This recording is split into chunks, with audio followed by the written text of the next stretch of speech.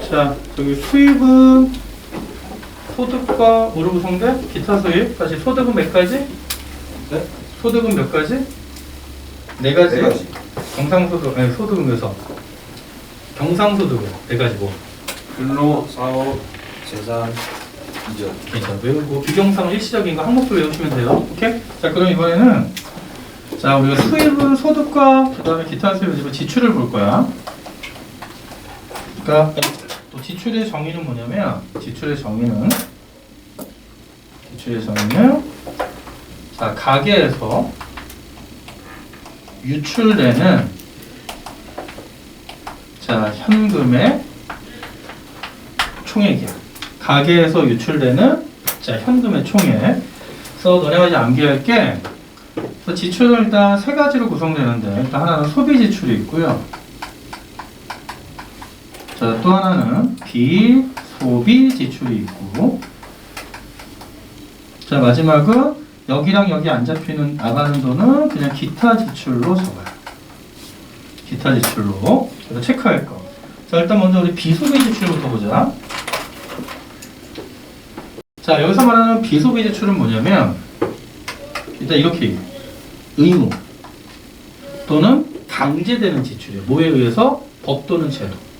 자, 법 또는 제도에 의해서 강제되는 의무적 지출인데 세 가지밖에 안 나와. 시험 외우면 돼. 첫 번째는 대출이자, 그 다음에 조세, 대표적 소득세 있겠지. 그리고 마지막으로 뭐 있냐면 공적 보험료, 국민연금 보험료, 건강보험료 등등을 우리가 비소비 지출이라고 써요. 그냥 무조건 외워야 돼. 대출이자, 조세, 공적보험료. 그러면 이제 나머지 자 생활과 관련된 모든 지출은 소비 지출이 되겠지. 책을 사거나 영화를 보거나, 그쵸? 밥을 사 먹거나. 자 그런데 이제 봐봐. 그럼 이제 소비와 비소비 지출은 어렵지가 않은데 이제 기타 지출은 뭐냐면 소비, 비소비에는 해당하지 않은데 가게에서 돈이 나가는 거. 그래서 이거는 뭐냐면 아까 봤던 기타 수입의 반대. 자 그럼 기타 지출 봐봐. 자산 변동 지출. 자 이런 거야. 부동산 산 거야. 자 부동산을 사면 현금 10억으로 부동산을 10억짜리를 사면 현금이 부동산 실물 자산으로 바뀌었지. 돈이 나갔잖아. 그치? 두 번째는 부채 감소를 위한 지출. 자 대출 갚은 거. 아까 대출을 받으면 기타 수입이었는데 대출을 갚으면 기타 지출이 되는 거지. 돈이 나가니까. 오케이? 자, 그 정도 보면 되고, 이제 시험에 이제 이게 나와. 이 항목들을 잡았다면, 이제 뭐가 나오냐면, 자, 봐봐. 자, 내 수입에서, 수입이 아니라 소리. 자, 일단 소득이 발생을 해.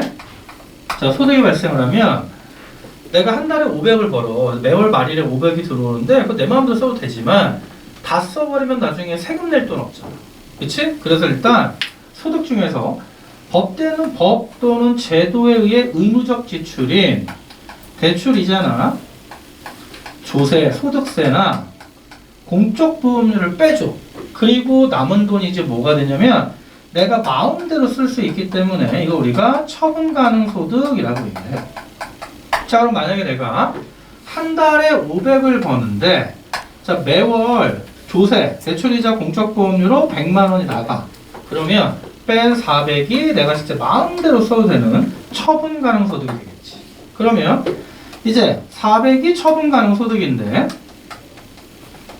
이제 그 돈 갖고 막 마음대로 쓰는 거지. 그럼 이게 무슨 지출? 소비 지출 빼주면. 그리고 소비 지출을 빼주면 남은 게 뭐가 되냐면 플러스가 남으면 그게 바로 저축이 되는 거야. 그게 바로 저축. 그래서 우리는 또 하나 체크할 거. 여기에 이 소비 지출과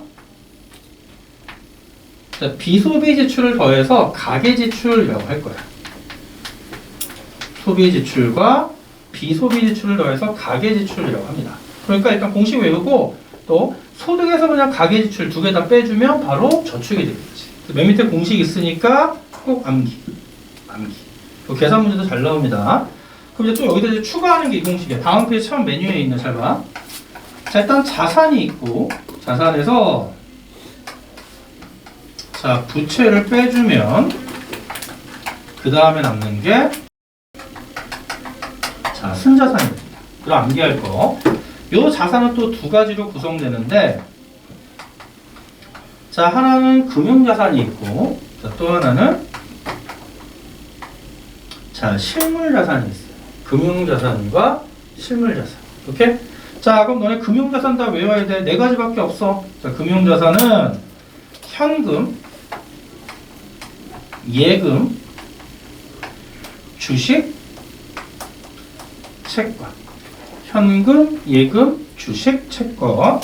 자, 그럼 여기서 말하는 이제 실물자산은 형태가 있는데 움직이는 실물자산을 동산, 시계, 자동차, 백 이런 거고 움직이지 않는 실물자산을 부동산, 아파트, 토지 이런 거지.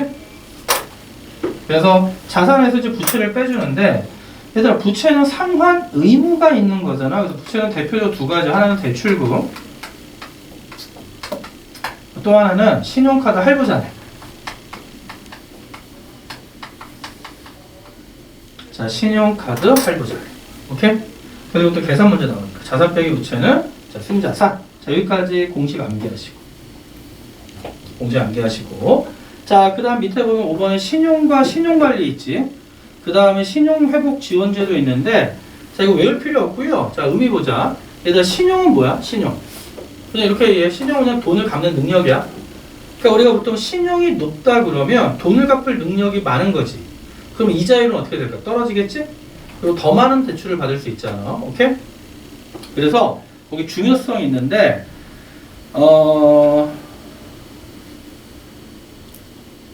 읽어봐. 보통 정답률 97%로 나와요. 정답률 97%. 그럼 이거 틀리면 비용시 절대 안 되는 거. 그럼 확인만 하자. 너는 물어볼게. 자, 신용관리를 위해서는 대출을 받아서는 안 된다. OX. X다. 오히려 대출을 받고 잘 갚으면 실용이 올라가. 오히려. 그치? 자, 그러면 너네가 신용관리할 수 있는 가장 좋은 방법은 뭐게? 소비. 응? 아니, 너네가 신용관리할 수 있는 좋은 방법. 너네는 대출 안 받잖아. 너네 혹시 그 휴대폰 자기 이름으로 돼 있는 사람. 너야? 그럼 너 절대 연체하면 안 돼. 뭐 10,000원이라도 연체하면 안 돼. 오케이? 그러니까 너네 나중에 뭐 성인 되면 이제 휴대폰 기본적인 거 있잖아. 그런 것도 절대 연체하면 안 되고 연체된 기록이 다 쌓여서 신용 정보가 떨어지거든, 점수가. 오케이? 절대 연체하면 안 되고 특히 제일 그 신용 점수에 가장 마이너스를 끼치는 게 뭐냐면 너네 신용카드 현금 서비스 있지. 신용카드 현금 서비스가 가장 마이너스야. 왜냐면 신용카드는 일시불로 살 수도 있지만 할부로 살 수도 있지. 근데 현금 서비스를 받는다는 얘기는 은행의 입장에서는 얘가 뭔가 지금 문제가 있다고 판단을 하고. 그리고 현금 서비스는 1년 이자율 20몇 %까지 올라가요. 엄청나게 비싸. 현금 서비스 받으면 신용도가 확 떨어진다. 그래서 현금 서비스 최대한 멀리 해야 돼. 오케이? 어려운 거 아니니까. 그 다음에 맨 밑에 신용회복 주역제도는 수능 특강에 언급이 되는데 이거는 시험에 나와도 국어 비문학처럼 나올 거야. 그래서 이건 국어 선생님이랑 하세요. 뭐 특별히 할 필요 없다. 오케이? 자, 이제 넘어가서 마지막 주제. 자, 4페이지면 이제 위험이 있는데 이것도 이제 툭툭 치고 가면 돼.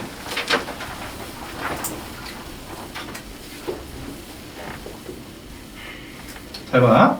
자, 거기에 위험. 자, 위험은 리스크지. 얘들아, 경제학에서 위험의 정의는 요거예요. 불, 확, 실, 성. 경제학의 위험은 불확실성이야. 너네 보통 너네가 나중에 이제 수능이 끝나면 하필이면 운이 안 좋아서 수능을 못 봤어. 그래서 만약에 너네가 재수를 딱 선택하려고 할 때 주위에서 말리는 사람들은 왜 말리냐면 사실 재수에서 성공한다는 보장이 없잖아. 뭐야? 불확실하잖아. 그게 위험하다는 거지. 그치? 그래서 위험이고요. 따라서 너네 투자할 때 몰빵하면 돼요? 안 돼요? 안 되지. 그럼 무슨 투자해야 돼? 분산 투자. 이거 밑줄 포트폴리오라고 하죠. 분산 투자 포트폴리오. 어려운 거 아니고. 자, 그 다음에 여기 레버리지 효과 있는데 이것도 알아만 둬. 이건 레버리지 효과는 지렛대 효과인데 이건 뭐냐면 대출받아 투자하는 걸 우리가 레버리지 투자라고 해요. 또 레버리지 투자, 레버리지 효과. 그러면 얘들아, 대출받아 투자하는 건 좋은 거야, 나쁜 거야? 상황에 따라 다르다. 무조건 나쁜 게 아니라 부동산 가격 같은 자산 가격이 올라갈 때는 이 적절한 레버리지 투자가 필요하지. 내가 만약에 10억짜리 아파트를 살려고 그래. 근데 올라가는 게 뻔해? 확실해. 그러면 돈이 5억밖에 없어. 그럼 5억을 대출받아 10억을 샀더니 1년 뒤에 20억 됐어. 그럼 20억 팔고 5억 갚고 얼마 남아? 원금 5억에다 10억 남잖아. 그치? 그러면 내 원래 재산은 5억이었는데 10억을 벌었으니까 200% 번 거잖아. 근데 만약에 10억짜리 아파트를 살려고 5억을 원금 내 돈 5억이라 5억 대출받아 샀는데 갑자기 부동산이 급락하면서 5억이 됐어. 반땡 됐어, 반. 그럼 팔아도 5억 대출 갚으면 0이지. 다 날라가잖아. 자산 가격 급등기에는 레버리지 투자, 즉 대출받아 투자하는 것도 괜찮다. 그 정도만 알면 되고요. 자, 위험의 유형은 타이틀만 체크할게. 채무 불이행 위험, 뭐죠? 돈 떼이는 거. 그치? 그 다음에 시장 가격 변동 위험은 가격이 하락하는 거. 유동성 위험은 현금화가 어려운 거. 인플레이션 위험은 물가 상승으로 화폐 가치 하락.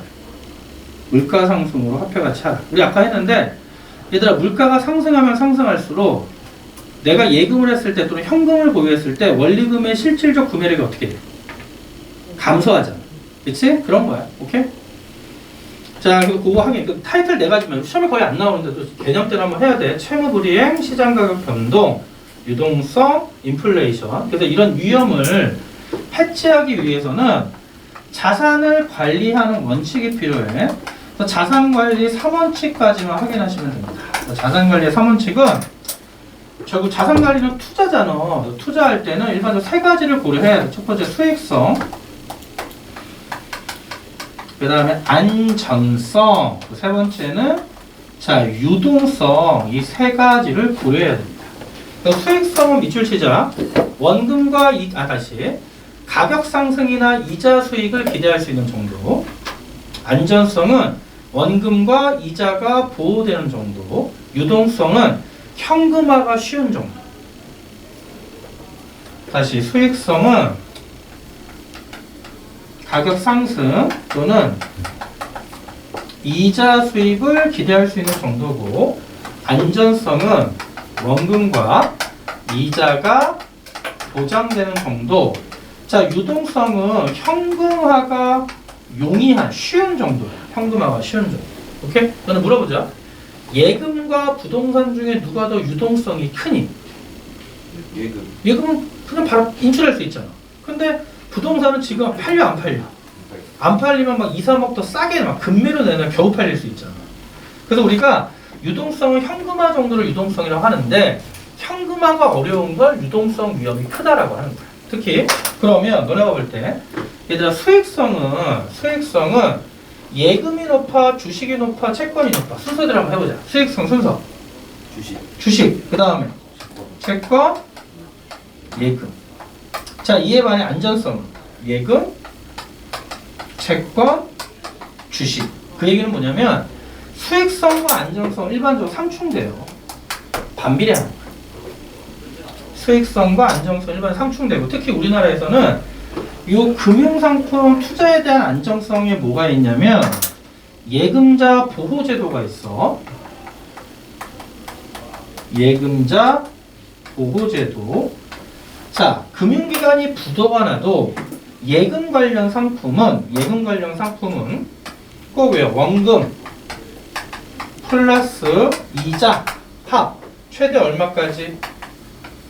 5천만 원까지 보호돼요. 예금 관련 상품은 원금과 이자 합쳐서 5천만 원까지 보호되는데 꼭 체크할 거. 금융기관별로. 무슨 말이냐면, 너네가 만약에 내가 주거래은행이 국민은행인데, 국민은행 통장이 3개야. A 통장, B 통장, 자 C 통장이 있는데, 자 A 통장에 3천이 있고, 자 B 통장에 1억 있고요. 자 C 통장에 4천이 있어. 근데 국민은행이 부도났어. 나 얼마까지 보호받죠? 5천만. 금융기관별이니까. 그래서 최근에 이런 경우가 많다. 나이 드신 분들이 좀 이제 요새 막 금리도 오르는데 좀 뭐 경제가 안 좋잖아. 그러니까 불안한 분들이 어떻게 하냐면 예를 들어 국민은행에 3억이 있었거든. 그거 다 찾아가지고요. 저축은행이랑 은행 다 나눠가지고 다 5천원씩 나눠. 불안해서. 그럼 6개 은행에 나누는 거야. 설마 우리가 이랬잖아. 우리가 에이, 설마 국민은행에 부도나겠어 그러지만 IMF 외환위기 때 은행이 다 부도났었거든. 이거 최대 얼마까지만? 5천. 단 금융기관별. 단 이거는 예금 관련 상품. 주식 채권 안 된다. 예금이 들어가야 돼 무조건. 예금이라는 표현이. 예금 관련 상품만 보호받는다. 자, 그게 156페이지 자산관리의 기본 원칙이고요. 자, 그럼 이제 우리 157페이지 마지막 주제입니다. 얼마 안 남았어. 조금만 참아. 자, 이제 우리 금융상품 볼 거야. 금융상품. 얘들아, 금융상품은 시험에 무조건 3가지밖에 안 나와요. 아, 4가지 나온다. 자, 하나는 예금, 주식, 그 다음에 채권. 자, 주식과 채권 내가 좀 이따 비교할 거고, 그 다음 펀드까지 나와요. 펀드. 자, 일단 우리 예금부터 갑시다. 자, 예금은 종류가 2가지야. 자, 하나는 요급을 예금이 있고, 자, 또 하나는 저축성 예금이 있는데, 아까 얘기했지만, 요 예금 관련 상품이 금융기관별로 원금 이자 합쳐서 5천까지 보호. 그래서 너네 요급을 예금은 뭐냐면 수시로 입금과 출금이 다시 수시로 입금과 출금이 자유로운 예금이야. 그래서 요구하면 바로 인출할 수 있어. 너네 체크카드 통장 있지? 그거 요급을 예금이지. 그치? 자, 그리고 어렵지가 않고요. 그런데 저축성 예금은 수시로 입금과 출금이 안 돼. 왜냐면 저축을 목적으로 하기 때문에 이 저축성 예금은 저축을 목적으로 한다는 얘기는 이자 수입을 목적으로 하는 거야. 이자 수입을 목적으로 해서 수시로 입금과 출금이 자유롭지가 않아. 그럼 이 저축성 예금은 기간을 정합니다. 6개월, 1년, 3년, 5년, 10년 이렇게 기간을 정해서 기간을 정하기 때문에 일단 우리가 정기라는 표현이 들어가고 이 저축성 예금을 또 2가지로 나눌 수 있는데 하나는 정기 적금이 있고요. 자, 또 하나는 정기 예금이 있어. 그래서 여기 둘 다 정기라는 표현이 들어가 있기 때문에 일단 정기, 기간을 정하는 거. 보통 중장기인데 1년, 2년, 3년, 5년, 10년. 그래서 이거는 저축, 즉 이자 수입이 목적이야. 근데 정기 적금은 뭐냐면 내가 지금 돈이 별로 없는데 한 2년, 3년 뒤에 큰 돈, 목돈을 만들고 싶은 거야. 그럼 은행이랑 약정을 하고 매달 일정액을 적립하는 거야. 오케이? 그래서 이거는 목돈을 만들고 싶을 때. 그런데 내가 로또에 당첨돼서 10억을 받았어. 큰 돈이 있지. 이거 그냥 들고 있으면 이자도 없잖아. 은행 찾아가서 내가 10억이 있는데 기간을 약정하고 맡겨놓을 테니까 이자 얼마 주실 거예요? 그러면 좋아. 3년이면 뭐 몇 프로 주겠다 이런 식으로. 그치? 상대적으로 이자율이 좀 높아. 그래서 정기 적금은 목돈이 큰 돈이 있을 때 기간을 정해서 더 높은 이자를 받는 거야. 근데 우리가 보통 이 정기 적금과 정기 예금을 기간 내에 해약하지. 그치? 만약 3년 약정인데 2년 만에 해약하면요. 그 약정된 이자를 못 받아. 그래서 보통 손해본다는 말을 쓰는 거야. 예를 들어 3년에 5%씩을 받기로 했어. 1년에. 그럼 100만 원 예금하면 1000만 원 예금하면 이자로 1년에 50만 원씩 150을 받아야 되는데 만약에 기간 내에 깨버리면 한 30 이 정도밖에 못 받아. 원금은 보장이 되지만. 오케이? 그래서 그게 손해라는 거예요. 요 정도 끝. 예금은. 그리고 셋 다 요급을 예금, 정기적금, 정기예금 모두 예금자 보호제도의 특징을 적용을 받고요. 자, 그 다음에 주식과 채권 볼게요. 자, 보통 우리가 이 주식과 채권을 직접 투자 상품이라고 해요. 자, 직접 투자 상품이라는 얘기는 뭐냐면 투자하는 사람이 자금의 공급자인데 모든 책임을 다 지는 거야. 그래서 너는 생각해봐. 내가 주식 사는데 주식이 휴지 조각되면 내가 다 책임지는 거잖아. 이제 구별할 게 이거다. 자, 첫 번째. 얘들아, 너네 주식 발행자는 누구니? 기업 중에 주식회사만. 나중에 너네 대학 가면 배우는데 뭐 회사, 기업도 뭐 유한회사, 무한회사 되게 많어. 근데 주식회사, 주식은 누구만 발행할 수 있냐? 주식회사만. 그래서 그냥 회사만 발행할 수 있다. 자, 그럼 얘들아, 채권 발행자는 누구야? 되게 다양한데 이것만 하나? 채권 발행은 개인만 발행 못한다고 보면 돼요. 그럼 국가도 발행할 수 있어. 국채. 지방정부가 발행하면 지방채. 그 법에 정해진 특수법인, 즉 공공기관도 발행할 수 있고요. 회사도 발행할 수 있지. 그 회사채. 그래서 누구는 발행할 수 없다? 채권은 개인은 발행할 수 없는데. 자, 그러면 잘 봐. 주식회사가 주식을 발행하는 이유는 뭐냐면 자신의 회사의 자본을 주식으로 만든 다음에 그걸 파는 거야. 그럼 너 생각해봐. 회사가 주식을 팔면 회사로 돈이 들어오지. 그럼 소유권을 팔았거든? 그럼 돈이 들어온 돈은 돌려줄 필요 있어, 없어? 없어. 소유권을 팔았기 때문에. 그래서 주식회사가 주식을 발행해서 팔고 돈이 회사로 들어오면 그 돈은 자기 자본이 돼서 투자를 받은 거기 때문에 돌려줄 필요가 없어요. 오케이? 자, 그런데 너네 채권은 무조건 머릿속에 넣어. 채권은 뭐냐면 차용증이에요. 돈이 필요한 국가나 돈이 필요한 회사나 돈이 필요한 기업들이, 그렇지? 채권을 발행하면 채권은 보통 이렇게 돼 있어. 종이 한 장이, 자, 이게 국가가 발행한 채권이 이렇게 써 있어. 국채. 국채. 그 다음에 자, 액면가. 그럼 이 종이 한 장이 얼마냐고. 예를 들어 1000. 그 다음에 만기. 뭐 10년. 그 다음에 금리 5%. 자, 이렇게 되어 있으면 국가가 이 채권을 발행했지. 그러면 너네가 만약 채권을 샀어. 그럼 국가는 10년 동안 너희한테 매년 이자로 1000만 원 5% 얼마? 50만 원을 매달 주는 거야. 매년. 그리고 너네가 이제 만기가 끝날 때 국가인이 나한테 채권을 조시하면 원금을 다시 뭐 하는 거야? 1000만 원을 돌려주는 거야.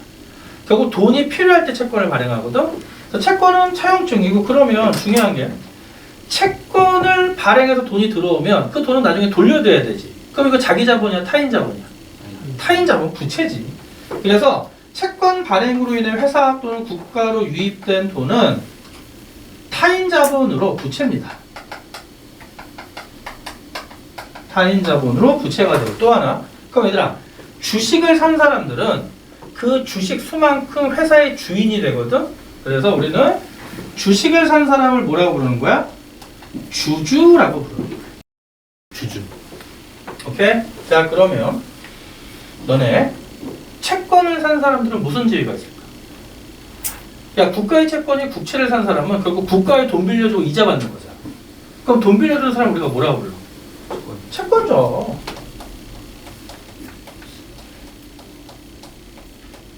채권자라고 하는 거야. 오케이? 자, 그럼 세 번째. 자, 그럼 너네가 볼 때 주식을 구입하는 이유는 뭐냐면 일단 시세 차익이지. 자, 시세 차익을 기대하고요. 또 뭐를 기대하지? 배당 수입을 기대하는 거예요. 배당 수입을 기대하고. 자, 이에 반해 채권을 사는 경우, 자, 이거 중요해. 채권도 액면가가 정해져 있지만 채권 시장에서 액면가보다 더 비싸게 팔 수 있어. 그래서 시세 차익 기대할 수 있는데, 또 하나는 확정 이자 수입이죠. 5%면 5% 이자. 그래서 이거 중요하다. 채권과 주식의 공통점은 시세 차익, 시세 차익, 시세 차익, 시세 차익. 근데 배당 수입 그리고 확정 이자는 차이점이지. 배당 수입은 주식에, 자, 확정 이자 수입은 채권에. 오케이? 근데 주식 채권 모두 내가 직접 투자 상품이라 한 이유는 뭐냐면 투자한 사람이 다 책임지는 거야. 주식 휴지 조각 때문에 다 날리는 거. 그치? 그럼 또 하나. 자, 누가 만기가 존재하니? 채권. 채권만. 주식은 회사가 존재하는 한 영원히 지속되는 거죠. 그래서 만기는 채권만. 만기는 채권만. 그 다음에 다른 거 없지? 안정성이 안정성이 아니라 안전성. 안정성이 예금 채권 주식 채권이 하시잖아요. 확정 이자 수입이 있는데 채권이 왜 예금보다 안정성이 다시. 확정 이자 수입. 아, 너는 생각해봐. 채권은 원금을 돌려주지. 근데 회사나 국가도 부도날 수 있어. 부도날 수 있죠. 힘들긴 하죠. 그래서 너는 실제로 우리나라에서 그 기업들이 부도난다는 게 어떤 거냐면 채권 발행했다가 채권을 못 막으면 원금 못 돌려주면 그게 부도야. 너네 혹시 동양그룹이라고 들어봤니 옛날에? 뭐 이런 게 있어. 뭐 동양시멘트 그 기업이 2010년 이후에 한번 대기업인데 100일 안에 드는 기업인데 부도나서 난리 났던 게 채권 만기가 돼서 원리금을 돌려줘야 돼서 돌려주지 못하는 게 부도. 그래서 부도 위험이 있어서 예금보다는 안전성이 낮은 거야. 오케이? 하지만 예금 5천만 원까지 무조건 보호받자. 오케이? 자, 그래서 그 내용이 어디 있냐면 159페이지 개념 플러스에 주식과 채권 같이 정리해놨은 거 보시고, 자, 이제 여기다 하나 추가할 게 있어. 추가할 거. 그 표 한번 읽어봐. 159페이지 표. 자, 그 다음에 157페이지 다시 돌아와봐. 157페이지 맨 하단에 보면 간접 투자 상품 있죠. 자, 왜요? 간접 투자 상품 이퀄 펀드. 그래서 펀드는 대표적으로 뭐니? 증권회사가 펀드를 발행하면 펀드, 금융기관에 증권회사 돈을 맡겨서 거기 펀드 매니저들이 전문가니까 그들에게 투자를 맡기는 거잖아. 그래서 간접 투자 상품. 오케이? 간접 투자 상품. 이거 알면 돼요. 작년 수능에도 펀드가 나왔으니까 요 외에도 자 펀드가 있고 이거는 무슨 투자 상품이다? 직접이 아니라 맡기는 거니까 간접 투자 상품. 이 정도 알면 돼요. 이렇게 여기까지 체크가 됐고 그 다음 페이지에 자 보험 볼게요. 이거 자 보험 옆에다 써놔. 가입하자. 나중에 보험 많이 들어야 돼. 그리고 뭐 생명보험, 손해보험 이런 게 있고 연금. 지금 그 디테일한 내용은 사회문화에 나오니까 사회문화 측면 열심히 해두시고 또 맨 밑에 개념 플러스 생애주기 가설 발표. 이게 또 단독 문제로 출제가 되죠. 얘도 4번에 있는 거죠. 어? 생애주기 가설이? 생애 주기가 있죠. 사회문화의 생애주기가 나오나? 무슨 파트에서? 기억이 안 나도 지금 내가 3원을 지금 20년째 강의하고 있는데 생애주기가 사회문화에 나온다? 나요. 여기야 여기. 자, 생애주기 가설 좀 볼게요. 그냥 포인트를 잡으면 돼. 근데 이게 기출문제 너무 많아서 이제 응용해내니까 너네가 이제 기본 패턴만 좀 잡아봐. 자, 일단 여기를 그 사람이 나이를 평생 인생이라고 볼 거야. 자, 너네 몇 살까지 살래? 너 몇 살까지 살고 싶어? 90? 더 살면 안 돼? 되게 뭐 인심 쓰듯이 얘기하냐. 아, 씨발, 너 120까지 살아. 네. 너네 120까지 살면 아직 몇 년 남았냐? 네. 괜찮아. 노후 대비 빨리 시작해야 돼. 노후 대비. 그 이제 여기 이제 세로축을 뭐라고 볼 거냐면, 자, 소득이나, 자, 소비라고 볼게요. 그 약속을 어떻게 약속할 거냐면, 그럼 뭐 여기 이제 출생, 뭐 유아기, 청소년기, 청년기, 장년기, 뭐 노년기 이렇게 할 거 아니야. 그래서 소득을 이렇게 가정하요. 소득은 이거 학생 때까지 소득은 이렇게 발생하는 거지. 소득. 이게 소득.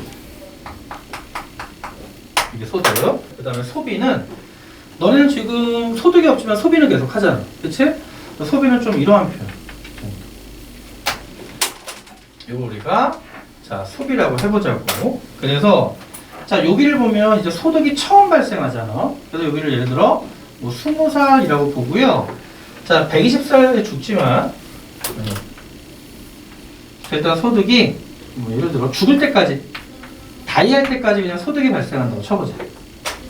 자 그럼 너네가 볼 때 그래서 봐봐 여기가 교차하는 점을 A라고 하고 여기 소득이 최고를 찍을 때를 B라고 하고 다시 교차하는 점을 C라고 해보면 자 얘들아 A는 뭐와 뭐가 일치하는 점이야? 소득과 소비가 일치하지. 그럼 우리는 일반적으로 이 소비를 다 가계소비라고 보면 소득과 소비가 일치하면 뭐가 없어? 그 남는 걸 뭐라 그래 두 글자로? 저축이라고 그러지. 북한 거 아니다. 저축이라고 그래. 그러면 다시 A점에서 뭐가 0이다? 저축이 0이다. 그런데 A점 왼쪽에는 뭐가 더 많아? 소비가 더 많지. 그럼 결국 지금 너희는 뭐 하는 거야? 부모한테 땡겨오고 있잖아. 그것도 우리가 그래서 그 영화에서 페러사이트라고 그러지. 실제로 그래서 너에게 시사 용어로 이렇게 부모들한테 의존만 하고 경제활동을 안 하는 사람들을 페러사이트족이라고 불러. 좀 표현이 좀 기생충이지. 응? 그래서 일단 말하나? 그럼 여기는 소비의 소득보다 더 많이 쓰잖아. 그래서 우리가 이제 약속할 거야. 요 면적을 가라고 한다면 요 가는 음의 저축이지. 오케이? 음의 저축. 마이너스 대출 받는 거야. 그거 나중에 다 갚아야 돼. 그 다음에 자 그럼 이제 A보다 나이가 한 살이라도 많아지면 소득의 소비보다 많아져서 우리는 여기의 면적을 나라고 한다면 요 나는 진짜 저축, 양의 저축이 되는 거지. 진짜 저축인 양의 저축이 되고, 자 그러다가 다시 C점에서는 소득과 소비가 일치하면서 저축이 0이 되고, 그 다음에 여기까지 120까지 사니까 그러면 여기까지 120이라고 보면, 자 여기에서 다이하면 다시 소비가 소득보다 많아지니까, 자 우리가 다시 여기 면적을 다라고 한다면 요 면적 다도 또 뭐가 되는 거야? 음의 저축이 되겠지. 그치? 그럼 결론은 뭐냐면 여기 음의 저축은 대출받은 거니까 결국 여기서 양의 저축으로 메꿔야 되고, 그럼 여기서 저축해놓은 거 갖고 이제 뭐 해야 돼? 노후 생활을 해야 되는 거지. 그치? 자 그럼 너 생각해봐. 만약에 평균 수명이 늘어나면 늘어날수록, 예전에는 보통 60에 죽었다고, 근데 이제는 거의 90, 100이잖아. 그럼 평균 수명이 늘어날수록 소득이 발생하는 기간은 길어져 짧아져? 소득이 발생하는 기간 길어지지. 그치? 그리고 또 하나 중요한 거, 그럼 봐봐. 만약에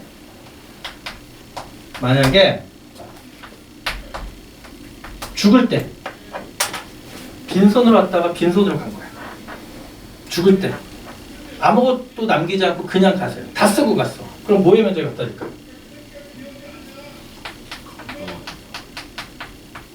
다 더하기 다의 면적과 나의 면적이 같아지면 죽을 때 그냥 아무것도 없이 0 하고 가는 거지. 오케이? 근데 만약에 죽을 때 돌아가실 때 가 더하기 다보다 나가 크면 어떻게 되는 거야? 물려줄 수 있는 상속재산이 있는 거지. 자식들이 땡큐하는 거지. 그치? 자, 그리고요, 하나 더 중요한 걸 보야. 시험에 나오는 게 봐. 그거 다시 얘들아. 저축이 발생하는 기간은 언제부터 언제까지야? A부터 C까지는 저축이 발생하지. 그럼 너네 보면 예를 들어 여기가 21살, 뭐 31살, 32살, 33살, 34살 이러면 매년 저축 액수는 늘어나지. 그럼 매년 하는 저축 액수는 늘다가 다시 줄어. 그치? 단 중요한 거. 저축 액수는 늘다가 줄는데 누적 저축의, 다시 누적 저축의 즉 통장 잔고가 최대가 되는 시점은 B니 C니? C지. 여기까지 확인하면 돼. 통장 잔고가 최대. 누적 저축액이 최대가 되는 건 C죠. 왜냐면 잘 봐. 만약에 저축액이 100만원, 200만원, 300만원, 400만원, 500만원, 600만원, 500만원, 400만원, 300만원, 200만원, 100만원 이렇게 되면 매년 저축하는 액수는 늘다가 줄지만 그게 계속 통장에 누적적으로 쌓일 거 아니야. 그래서 누적 저축액이 되는 건 C야. 왜 그러냐면 C를 지나면 이제 거기 있던 통장 잔고를 빼서 써야 되기 때문에 누적 저축액이 줄어들 거야. 오케이? 그래서 누적 저축액이 자 최대가 되는 시점은 어디 잡아? C 이렇게 잡아. 오케이? 자 그렇게 잡고요. 자 159페이지의 개념 플러스에 자 요거 평가원에 한번 출제가 돼서 이거 너네가 외워야 돼. 자 설명은 원리는 설명해 줄 거니까. 참 얘들 이 생애주기 값을 되게 다양하게 함정낼 수 있으니까 개념 정확히 공부해두고. 자 이거 좀 외우자. 자 거기 159페이지 맨 하단에 채권 가격과 이자율이라고 돼 있는데 일단 머릿속에 놓읍시다. 자 채권 가격과 이자율 같은 표현이 금리지. 금리는 꼭 외우세요.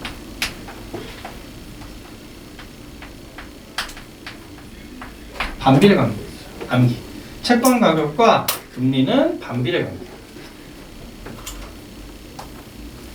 평가원에 한번 출제가 됐어. 그냥 딱 선택지 이거 하나로. 일단 암기에 설명할게요. 채권의 이자율이 아니라 채권의 가격과 금리는 반비례인데 얘들아 여기서 금리는 너네 그냥 무슨 금리라고 보면 되냐면 예금금리라고 보면 돼. 예금금리.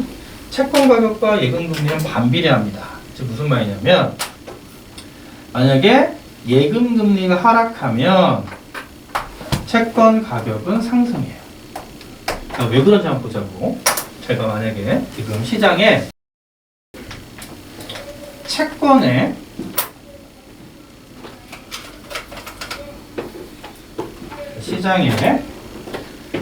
채권의 이자율이 5%야. 그런데 시장에서의 이자율, 즉 예금 이자율이 5%. 자, 그럼 너네가 현재 야, 이거 그냥 이자율이라고 예금 이자율. 그럼 너네가 현재 1억이 있어. 그럼 너네 채권에 투자할래? 예금할래? 왜? 그러니까 이유는 야, 시장에서 예금해도 5% 500만 원 받지 1년 뒤에. 근데 채권에 투자해도 얼마 받아? 500만 원 받지. 그러면 둘 다 해도 상관없잖아. 안전성. 안전성 따지만 그럴 수는 있지. 근데 결론은 뭐냐면 이런 상황에서는 일단 안전성 고려하지 말고 그럼 둘 다 투자 상관없죠. 그러니까 지금 계속 채권이 너 생각해봐. 채권은 지금 하루에도 몇백 개씩 발행될 거야. 그 계속 5%의 이자를 가진 채권이 10년짜리가 계속 발행되고 있어. 어제도 발행됐고 계속 발행되는데 갑자기 어떤 일이 생겼냐면 시장 이자율이, 즉 예금 이자율이 2%로 하락해요. 자, 그러면 봐봐. 오늘부터 예를 들어 오늘 며칠이냐? 2월 26일이야? 7일이야? 6일이야? 그러면 내일이 그치 27. 오케이. 그럼 26일에 갑자기 시장 이자율이 2%로 떨어졌어. 그럼 어떤 일이 생기냐면 여태까지 발행된 채권들은 다 5%였지. 그치? 그런데 이게 다 10년 만기라면 이제 만기가 아직 9년 남은 것도 있고 뭐 9년 9개월 남은 것도 있고 8년 남은 것도 있을 거 아니야. 근데 그럼 이렇게 시장 이자율이 떨어지면 일단 봐봐. 오늘 이후로 채권 발행자들은 5%에 발행할까? 이자율이 너무 금리가 너무 낮잖아. 그럼 이제 그다음부터는 채권 이자를 어떻게 하겠어? 낮출 수밖에 없지. 일단 요거 하나 잡고 두 번째는 그냥 미쳤다고 5%를 줘. 왜냐면 예금이자 너무 낮으면 예금이자 갖고 조금 높게 주면 되잖아. 그래서 채권이 발행될 테니. 근데 그게 아니라 그냥 이전에 기존에 발행된 채권들이 있잖아. 기존에 발행된 만기가 9년 남고 8년 남고 계속 유통 채권들이 있는데 그러면 시장에 투자하면 그러니까 예금하면 2%밖에 못 받지만 그러면 기존에 이미 발행된 채권들을 내가 사면 이자를 몇 프로 받아? 5% 받으니까 1억을 만약 한다면 이거는 이자로 200밖에 못 받지만 이건 이자로 500을 받을 수 있잖아. 그러면 이렇게 예금 이자율이 하락하면 이거 봐봐.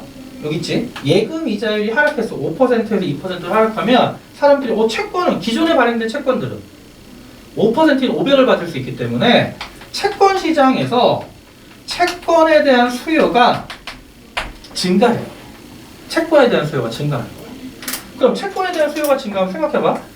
채권 시장에 이렇게 채권에 대한 수요와 채권의 공급이 만나서 현재 채권의 가격이 원래 액면가 1억이었어. 자, 그런데 보자. 예금하면 1억 원에 예금하면 원리금이 200해서 1억 200 받지. 근데 채권에 투자하면 1억짜리 채권을 사면 이자 500을 받잖아. 그러면 사람들이 채권에 대한 수요가 증가할 거 아니야. 채권 수요가 증가하면 채권 수요가 없으면 어디로 이동? 우측이 이동. 그럼 가격이 어떻게 돼? 상승하지. 단 원리적으로 어떻게 상승해? 내가 채권에 투자하면 500을 받고 예금하면 200이니까 300의 격차가 있지. 그럼 채권 가격은 이론적으로 1억 300까지 올라가. 이해돼? 300을 더 줘도 이자 합치면 퉁쳐지잖아. 그래서 채권 수요가 증가하면서 채권 가격이 채권 시장에서 액면가보다 올라가게 돼요. 자, 원리는 이렇고 너네 국어 비문학은 이거보다 훨씬 더 복잡하게 나와. 근데 일단 이것만 경제에서 이 정도까지밖에 안 물어봐요. 금리. 자, 시장 이자율이 상승을 하면 채권에 대한 수요가 증가해서 채권 가격이 상승해서 시장 금리, 예금 이자율과 채권 가격은 반비례한다. 여기까지 하기. 오케이? 자, 이거 그냥 한번 읽어보시고 결론만 안 돼도 돼요. 결론만. 평가에 한번 출제가 돼서. 자, 그러면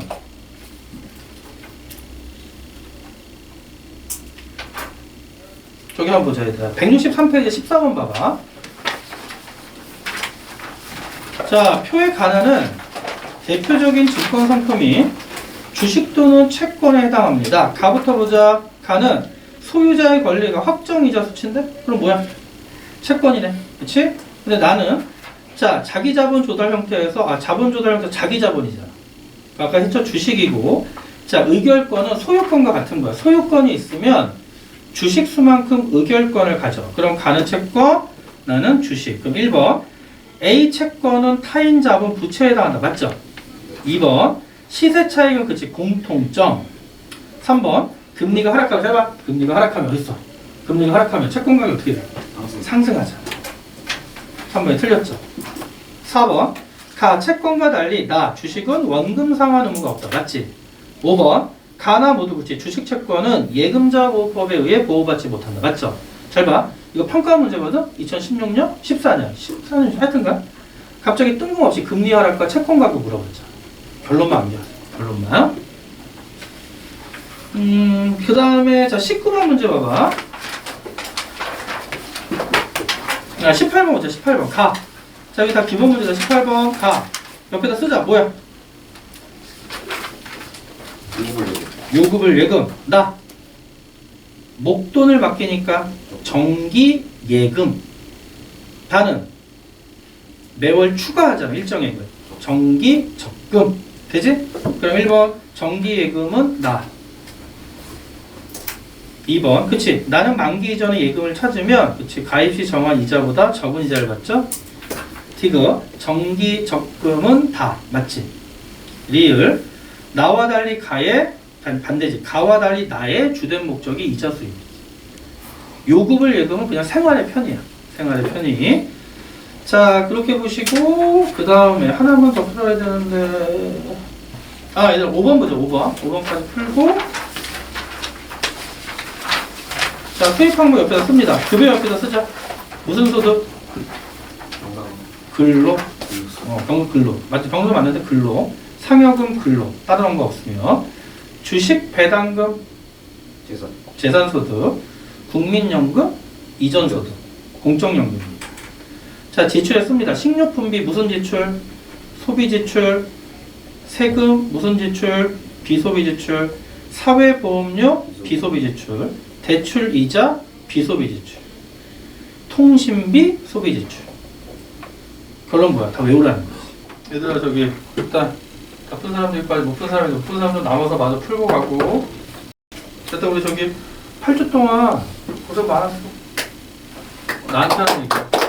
아니 내가 고생 많았다고. 그냥 너네는 그랬어. 너네는 무슨 고생을 했어. 수고했고 그 다음에 현실적으로 지금 학원들이 지금 여기 대치동조사 3월 달에는 문제 별로 강의 안 깔더라. 다 거의 다. 그래서 우리 7월 달에 모의고사 강의로 만날 거니까 수능 준비하는 친구들은 기회 되면 모의고사 만만치 않다. 열심히 아까 했던 커리대로 공부한 다음에 7월 달에 만나서 수능 만점 받고 수능 전 과목 만점 받고 인터뷰에서 꼭 내 이름 얘기하고. 알겠지? 근데 우리 개강할 때 번호 알려줬잖아. 그래서 궁금해서 언제든 질문해. 내가 한번 답해줄게. 알았지? 수고했고요. 못하는 사람 남아서 하고 질문하고 가. 여기까지 할게. 수고했어.